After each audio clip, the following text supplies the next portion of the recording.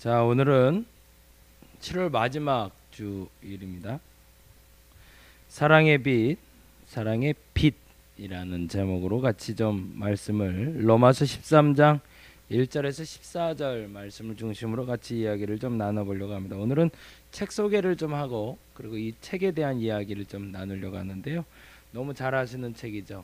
5가지 사랑의 언어라는 책. 요 책을 중심으로 같이 이야기를 나누게 될 것 같습니다.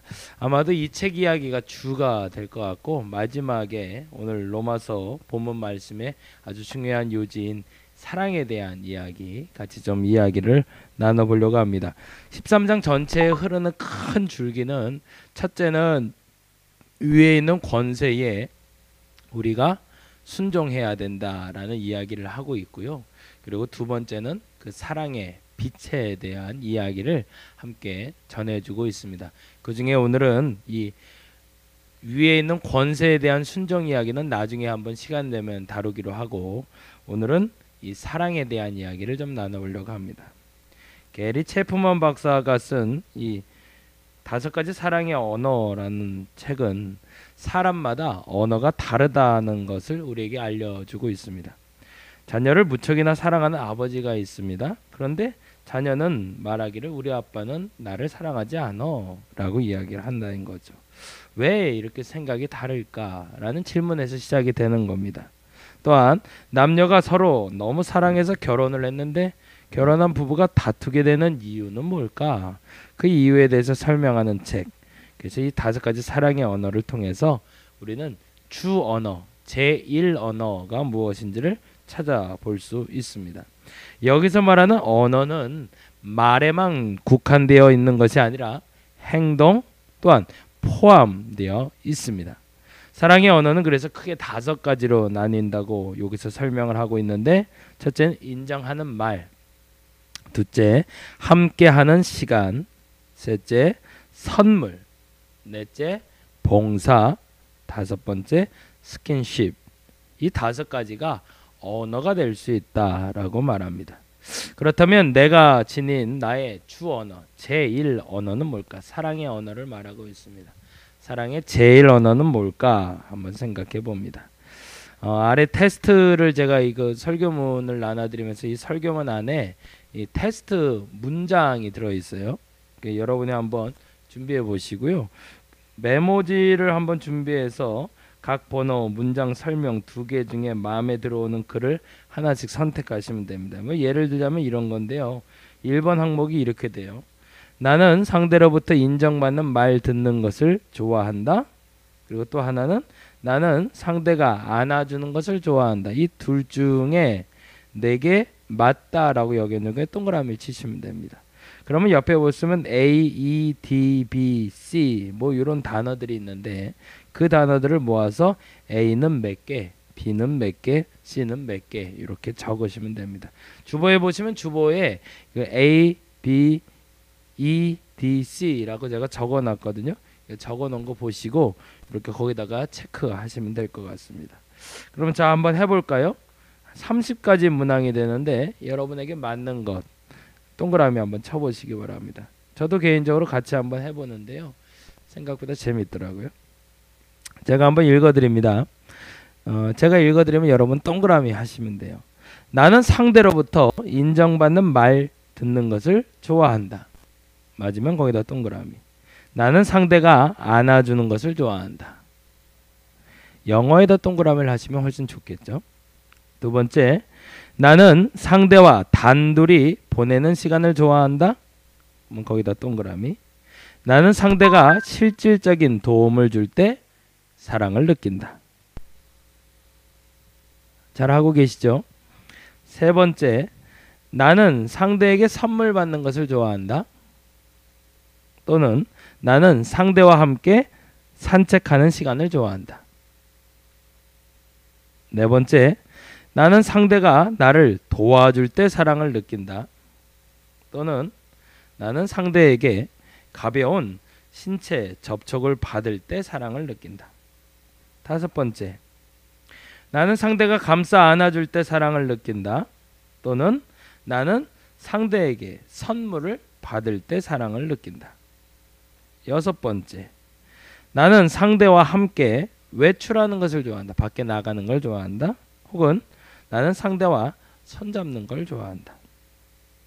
일곱 번째, 나는 상대가 나를 인정해 줄 때 사랑을 느낀다. 사랑이란 감정. 아, 저 사람이 나를 좋아하는구나. 아, 좋다. 라는 걸 느낀다. 또는 나에게는 눈에 보이는 사랑 혹은 선물이 매우 의미가 있다. 나는 상대와 함께 붙어 있는 것을 좋아한다. 여덟 번째입니다. 나는 상대가 나에 대해 매력적이라고 이야기해 주는 것을 좋아한다. 어떤 게 맞는지 동그라미 비슷비슷하죠. 다. 나는 상대와 함께 시간 보내는 것을 좋아한다. 아홉 번째입니다. 또는 나는 상대에게 작지만 선물 받는 것을 좋아한다. 아까는 조금 달라졌죠. 열 번째, 나는 상대가 나를 도와줄 때 사랑을 느낀다. 또는 나를 이해해 주는 말들이 나에게는 중요하다. 말인가 또한 도와주는 것인가. 나는 상대와 함께 뭔가 함께 하는 것을 좋아한다. 나는 상대가 해주는 친절한 말들을 좋아한다. 11번째입니다. 12번째, 나는 상대와 포옹할 때 완전함을 느낀다. 나는 상대의 말보다 행동을 볼 때 더 감동한다. 13번째, 나는 상대의 칭찬을 좋아하고 비판을 회피하는 편이다. 혹은 나는 커다란 선물보다는 작지만 자주 받는 것을 좋아한다. 얼추 무슨 얘기를 하고 있는지 대략 아실 것 같아요. 14번째, 나는 상대가 자주 신체에 접촉해 줄 때 더 친근함을 느낀다. 혹은 나는 상대와 함께 뭔가 하거나 이야기할 때 친밀감을 느낀다. 15번째, 나는 상대가 내가 해낸 일에 대해 칭찬하는 것을 좋아한다. 혹은 나는 상대가 나를 위해 기꺼이 하기 싫은 일을 해줄 때 진정한 사랑을 느낀다. 16번째, 나는 상대와 함께 걸을 때 손잡아 주는 것을 좋아한다. 스킨십 하는 걸 좋아한다. 나는 상대가 내 이야기에 공감하면서 들어주는 것을 좋아한다. 17번째, 나는 상대에게 선물 받는 것을 정말 즐거워한다. 나는 상대가 나의 일을 도와줄 때 사랑을 느낀다. 18번째, 나는 상대방이 내 외모에 대해 칭찬해 주는 것을 좋아한다. 혹은 나는 상대가 내 기분을 이해하기 위해 시간을 낼 때 사랑을 느낀다. 잘 쫓아오고 계신 거죠? 잘 체크해 보세요. 여러분이 체크하는 그 A, B, E, D, C라고 써 있는 거를 나중에 다 계산을 하셔야 돼요. 19번째, 나는 상대가 나를 어루만져 줄 때 평안함을 느낀다. 혹은 나를 돕는 상대의 수고에 사랑을 느낀다. 20번째, 나는 나를 위해 수고하는 상대에게 고마움을 느낀다. 나를 위해서 애써주는 것을 볼 때. 혹은 내가 상대가 만든 선물 받는 것을 좋아한다. 수고롭게 무언가를 만들어서 나에게 주는 것을 좋은지 아니면 나를 위해서 수고해 주는 게 좋은지를 선택하시면 됩니다. 21번째입니다. 나는 상대가 나에게 집중할 때 그 느낌이 굉장히 좋다. 뭔가 집중하게 설교할 때 그래요. 저는 상대가 나를 위해 뭔가 실제로 행할 때 느낌이 굉장히 좋다. 저는 실제로 해주는 것보다 저 개인적으로는 집중해 줄 때가 좋은 것 같아요. 22번째, 나는 상대가 선물을 함께 내 생일을 축하해 줄 때 사랑을 느낀다. 생일 축하해 라고 말하는 것보다 생일 축하해 라고 볼펜이라도 하나 주면 기분이 좋다. 나는 내 생일 때 의미 있는 말과 함께 축하해 줄 때 사랑을 느낀다. 선물은 안 줘도 좋고 진심 어린 말을 해줄 때. 23번째, 나는 상대가 나의 일을 도와줄 때 사랑을 느낀다. 혹은 나는 상대가 선물을 줄 때 나를 생각해 주는 것이라고 느낀다. 계속 반복되네요. 한번 보세요. 진짠가? 여러분이 솔직하게 적으셔야 돼요. 나는 상대가 선물과 함께 특별한 날을 기억해 줄 때 고마움을 느낀다. 혹은 나는 상대가 인내를 가지고 이야기를 끝까지 들어줄 때 고마움을 느낀다. 이제 거의 다 왔습니다. 잘 쫓아와 보세요. 25번째, 나는 상대와 장기간 여행을 즐긴다. 오랫동안 여행하는 게 좋다. 혹은 나는 상대가 내가 하는 일상적인 일에 충분히 관심을 기울여 주기를 바란다. 뭘 해든 상관없는데 집중해서 나를 관심을 가져주는 게 좋다. 26번째, 기대하지 않은 스킨십에 나는 기분이 좋아진다. 혹은 특별하지 않은 때라도 받은 선물은 나를 기분 좋게 한다. 됐나요? 27번째, 나는 상대에게 고맙다는 말 듣는 걸 좋아한다. 고마워. 아우 감사해요. 라는 말. 나는 상대가 이야기하는 동안 나를 바라보는 것을 좋아한다. 뭐가 좋으세요? 고맙다 라고 말하는 게, 아니면 그냥 이렇게 지그지 바라봐 주는 게. 28번째, 상대방의 선물은 언제나 나에게 특별한 의미가 있다. 혹은 나는 상대가 가벼운 신체 접촉해 주는 것을 좋아한다. 우리 하원이는 아마 이 두 번째일 것 같아요. 저하고 맨날 이렇게 붙어 있으려고 하더라고요. 좋은 거죠. 29번째, 나는 상대가 얼마나 나에게 고마워하고 있는지 말해줄 때 사랑을 느낀다. 나는 상대가 내게 부탁한 일에 최선을 다해줄 때 사랑을 느낀다. 30번째, 마지막입니다. 나는 매일 가벼운 신체 접촉을 원한다. 조금씩이라도 자꾸 날 건드려줬으면 좋겠어. 혹은 나는 매일 상대방의 지지하는 말이 필요하다. 격려의 말이 있으면 좋겠다. 자신이 체크한 알파벳의 개수를 한번 세보시기 바랍니다. 어떻게 되는지. 가장 많은 것이 자신의 주어어고 그 다음이 부어어가 됩니다. 저도 한번 해볼게요. 여러분 한번 해보시기 바랍니다. 잠깐 시간 좀 드릴게요.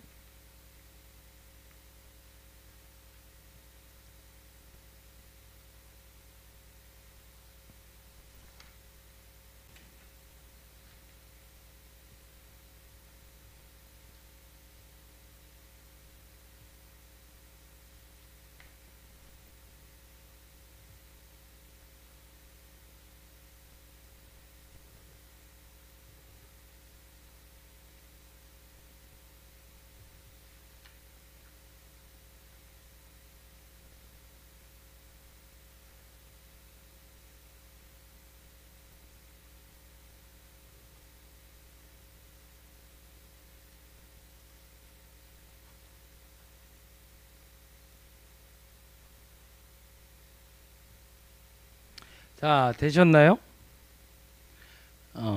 여러분의 가장 주어 언어는 뭔가요? A, B, C, D, E 중에 여러분에게 선택된 언어가 여러분에게 필요한 언어입니다. 여러분의 배우자들하고 조금 이야기를 나눠보세요. 그래서 이게 나한테 맞구나.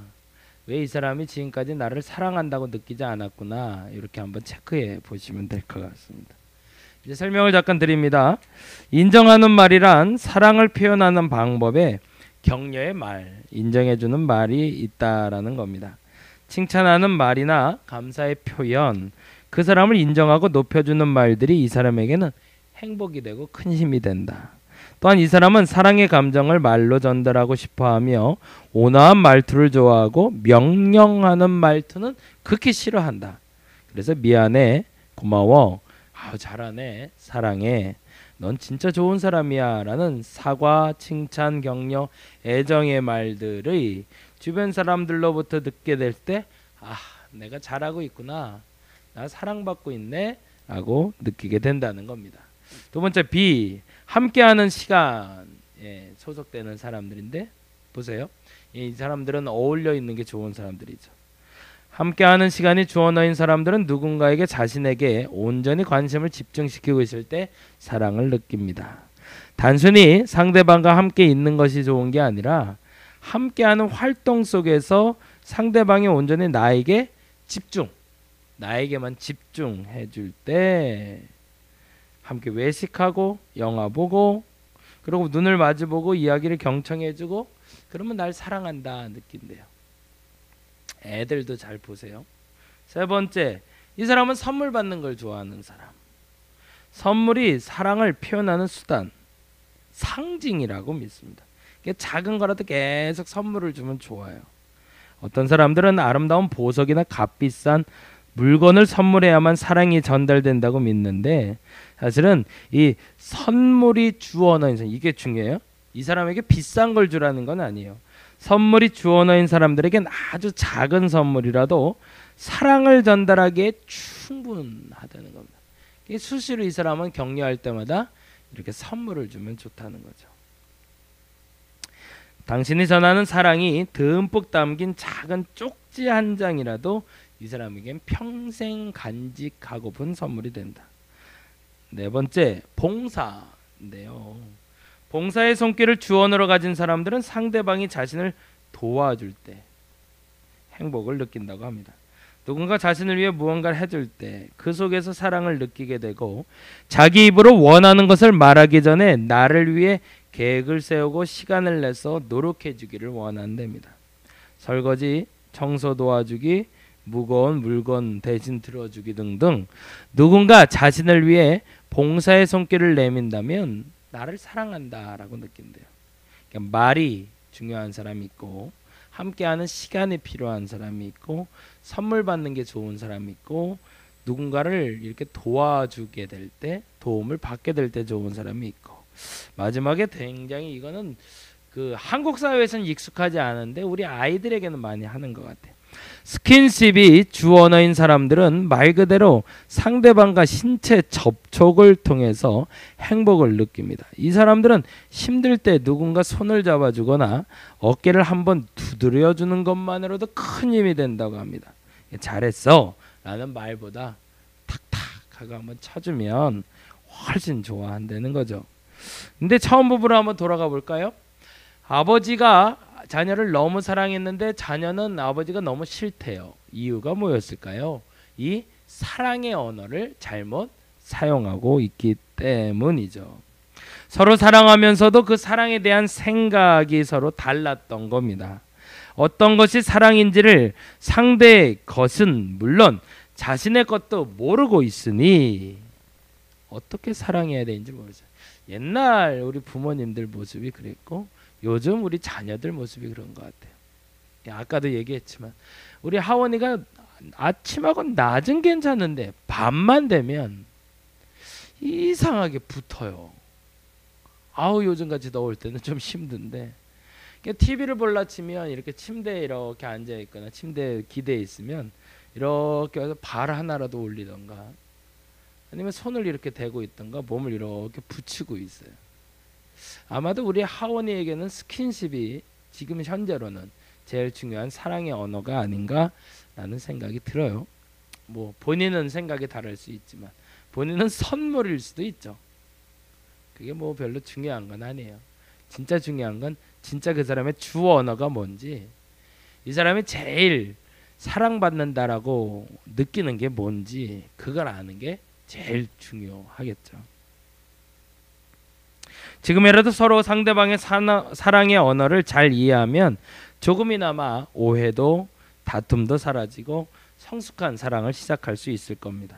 그런데 더욱 중요한 것은 성경은 우리에게 다음의 것을 알려주고 있습니다. 그건 뭐냐면 지금 말한 건 사랑의 방법이잖아요. 사랑의 방법이 아니라 사랑의 본질이 뭔지를 알려줍니다. 오늘 본문 중 로마서 13장 10절에는 사랑의 빛 외에는 아무에게든지 아무 빚도 지지 말라고 말하고 있습니다. 이 부분 굉장히 중요합니다. 두 가지 의미를 갖고 있는데, 첫째, 성도들이 살아가는 데 있어 갚지 않고 남겨두는 빚이 있어서는 안 된다는 겁니다. 은행빚도 가급적 빨리 청산합시다. 빚지고 사는 인생이 요즘은 당연한 인생이 됐는데요. 조금은 대출 받아야 되는 게 당연하고 그렇게 융통받아 사는 게 지혜로운 걸로 여겨지고 있는데, 물론 뭐 필요악일 수도 있어요.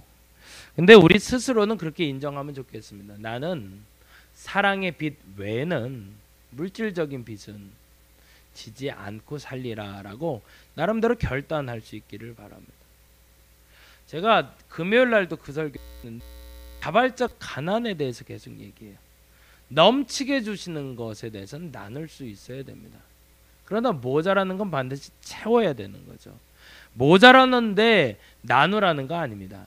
모자라는 건 채우려고 노력하고, 아니 가족이 10명인데 가족이 2명인 사람하고 똑같이 살 수 없잖아요. 10명이면 한 사람당 10만 원씩 써도 100만 원 쓰는 거고, 가족이 2명이면 10만 원씩 쓰면 20만 원이면 되는 것처럼 본인에게 모자르다 여겨지는 건 채우자는 거죠. 그런데 문제는 10명인데 120만 원이 생겼으면 그 20만 원은 20만 원을 필요로 하는 사람을 위해서 쓰자는 얘기입니다. 그게 옳다는 거죠. 사랑의 빚은 질 수 있으나, 그러나 물질적인 빚은 지고 살지 말자. 그게 우리 달인목교의 모토가 됐으면 좋겠습니다. 조금 남들보다 조금 모자르게 살더라도, 조금 가난하게 살더라도 내 수준에 맞게 사는 연습을 하는 게 시작이 돼야 됩니다. 둘째, 사랑이란 성도들이 지불해야 되는 빚으로 다 갚음이 없는 영원한 부채다. 여기는 줄을 좀 쳐놓으세요. 이게 굉장히 중요한 단어. 사랑이란 아까 말한 대로 빚이 있어서는 안 된다가 첫 번째지만, 두 번째, 성도들이 지불해야 되는 빚으로 다 갚음이 없는, 다 갚을 수 없는 부채가 바로 사랑이다. 은혜는 갚을 수 있는 순간 은혜가 아닙니다. 하나님이 우리를 구원하신 은혜는 값없이 주신 은혜이지만, 값없이 주셨다고 헐값에 팔려가는 은혜가 아니라 도저히 갚을 수 없는 은혜를 값없이 주는 은혜라고 얘기합니다. 왜요? 하나님은 우리에게 그 빚을, 하나님 그 은혜를 주셨는데 그 은혜를 우리가 돈 주고 사거나 우리의 노력으로 살 수 있는 것이라면 값없이 줄 필요가 없었죠. 감당할 수 없으니까 값없이 주신 겁니다. 예수께서 십자가에 달려 돌아가신 사건이, 그 복음적인 사건이 돈으로 계산할 수 있는 건 아니고 우리의 노력과 우리의 열심으로 계산할 수 있는 게 아니라는 겁니다. 그 복음을 감히 부채처럼 생각해서 탕감할 수 있을 거라는 착각을 버려야 됩니다. 우리는 갚을 수 있는 사랑을 받은 것이 아니기 때문입니다. 이에 성경은 명확히 사랑의 범위를 다음처럼 정의합니다. 10절을 볼까요? 사랑하는 자는 율법을 다 이루었다. 다 이루었다라고 해당하는 헬라어 표현은 현재 완료형으로 사랑하는 순간, 여기도 줄을 한번 쳐놓으세요. 사랑하는 순간 율법이 다 이루어졌다는 겁니다. 바울은 유대인들에게 가장 중요한 율법인 십계명 조항을 설명하면서 이 말을 조금 더 구체적으로 설명하고 있습니다. 아마도 바울은 자신의 논리를 전개하면서 하지 말라라는 금령들, 십계명에 나타난 그것이 사랑이라는 적극적이고 긍정적인 규범과 대치되고 있음을 설명하면서 사랑이 얼마나 가치 있는 것인지, 그리고 그 순간에 그 모든 것이 다 무의미해진다는 것을 설명하고 있는 겁니다. 그리고 마지막으로 이렇게 얘기합니다. 사랑은 율법의 완성이다. 이 말이 굉장히 중요해요. 역시 여기도 줄을 좀 쳐놓으세요. 사랑은 율법의 완성입니다. 이 완성이라는 헬라어 단어는 플레로마라는 단어를 쓰는데, 이 플레로마라는 단어는 충만하다라는 말로 변하게 됩니다. 그러니까 사랑은 율법에 충만합니다. 이미 더 이상 율법을 갖다 댈 필요가 없다는 거죠. 왜요? 사랑하면. 이것이 사랑의 본질입니다. 1938년에 태어난 게리 체프만은 50년 가까운 결혼 생활과 40년의 결혼 상담을 통해서 5가지 사랑의 언어를 통해 사랑의 방식에 대해서 이야기했다면, 오늘 우리는 이 사랑의 방식이 시작되는 통로, 그 본질에 대해서 이야기를 하고 싶은 겁니다. 사랑은 갚을 수 없는 겁니다. 그래서 이건 빛이 나는 겁니다. 그래서 오늘 제목을 사랑의 빛, 사랑의 빛이라고 얘기했습니다. 이 치읓 받침과 지읒 받침이 굉장히 큰 차이가 있는 거예요. 사랑의 빛이라는 치읓 받침이 되었을 때는 우리는 갚을 수 없는 그 은혜, 갚을 수 없는 그 사랑을 받았기 때문에 그 사랑을 주는 그 사람이 빛이 나는 사람임을 알게 된다는 겁니다. 이건 감당할 수 없는 겁니다. 여러분이 그 누군가에게 이 갚을 수 없는 은혜를 줄 수 있는 사람은 사실은 아무도 없습니다. 물론 부모의 은혜는 우리가 갚을 수 없는 은혜이기도 합니다. 근데 예수 그리스도께서 십자가에 달려 돌아가시면서 우리를 죽음에서 구원하셨고 부활과 승천이라는 그 역사로 말미암아 저 천국 소망을 누리게 하시고 천국 백성으로 살게 하신 은혜는 우리가 갚을 수 있는 은혜가 아닙니다. 그래서 예수 그리스도의 삶이 빚된 삶인 겁니다. 그 삶을 살려고 노력하는 삶이 그리스도인들의 삶이라는 거죠. 그래서 우리는 빛과 소금의 삶을 살 수 있다라고 말하는 것은 앞서 말한 대로 그 누군가에게 선을 행할 때 그가 갚을 수 있는 것을 주는 것이 아니라 갚을 수 없어도 나눠줄 수 있을 때 그걸 진짜 그리스도인의 삶이라고 얘기하는 겁니다. 그래서 자발적 가난 운동을 실천하자라고 말할 때 제가 이야기한 가장 중요한 포커스는 내게 남는 잉여 가치에 대해서 나눌 수 있어야 되지만 잉여 가치를 나눌 때 그 나눔을 받는 사람은 그것이 남아 도는 사람에게 주는 것이 아니라 꼭 필요한 사람. 나중에 제가 그걸 좀 하려고 그래요. 이제 지금 준비 중이고 기획 중인데 나눔재단 같은 걸 만들어서 무료 물건 나눔하는 공간을 좀 만들고 싶어요. 그러니까 예를 들자면 제게 볼펜이 5개가 있는데 5개가 다 필요가 없어요. 그러면 2개를 필요한 사람에게 주고, 자가용이 3대가 있는데 그 중에서 1대만 내가 쓴다면 2대는 다른 사람을 주고, 꼭 필요한 것 외에 남는 것에 대해서는 나누는 것. 심지어 그래서 그게 조금 더 확산되면 물질도 좀 펀드레이징을 해서 물질을 좀 많이 모을 거예요. 그래서 돈을 좀 많이 모아놓고 꼭 필요한 사람에게 주는데, 무슨 돈이냐면 갚을 수 없는 사람에게 주는 돈. 이런 은행이 있을까요? 그런 은행을 해보고 싶어요. 누군가는 잉여 가치가 생겼기 때문에 그 돈을 저에게 보내주면 그 돈을 가지고 꼭 필요한 사람, 그 돈이 도저히 지금은 구할 수 없고 나중에 갚을 수 없다고 말하는 사람에게 빌려줄 수 있는 그런 통로가 되는 재단을 한번 해보고 싶습니다. 자발적 가난 운동의 시작이 교회에서 지금까지 해왔던 일입니다. 표면적으로 드러나지 않아서 그렇죠. 이 자발적 가난 운동을 통해서 생태계가 건강해질 겁니다.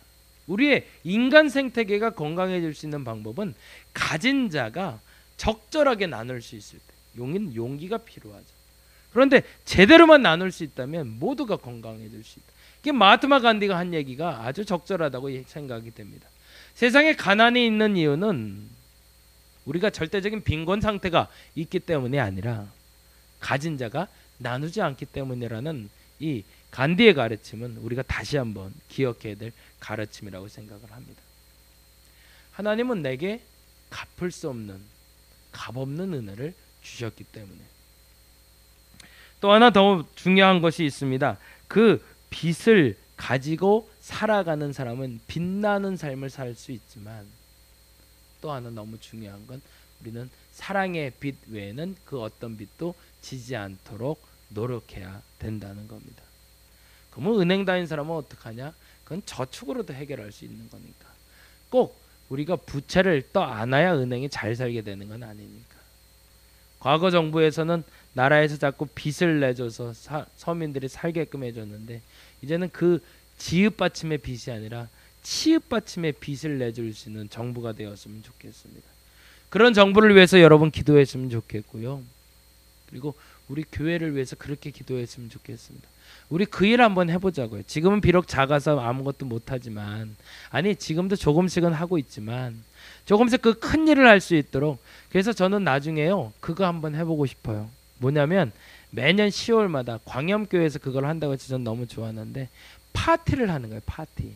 잉여 가치에 대해서. 매년 교회가 10월 달이 되면 교회에 있는 물품들 중에 안 쓴 거, 1년 동안 안 쓰고 비치해놨던 창고 물건들, 집에서 안 쓰고 있었던 물건들, 그리고 잉여 재산들 다 갖고 오는 거예요. 10월 달엔.